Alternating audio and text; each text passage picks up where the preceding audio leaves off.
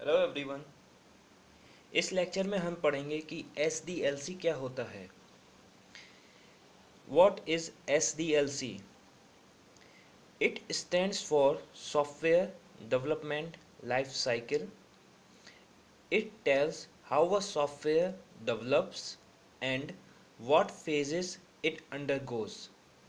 SDLC हमें ये बताता है कि जो सॉफ्टवेयर है हमारा वो कैसे डेवलप होगा और किस किस फेज से वो गुजरेगा उसको पूरा डेवलप करने के लिए। The definition of SDLC is it is the process used by software industries to develop, design and test high quality software। मतलब ये जो SDLC है वो सॉफ्टवेयर इंडस्ट्री यूज़ करती है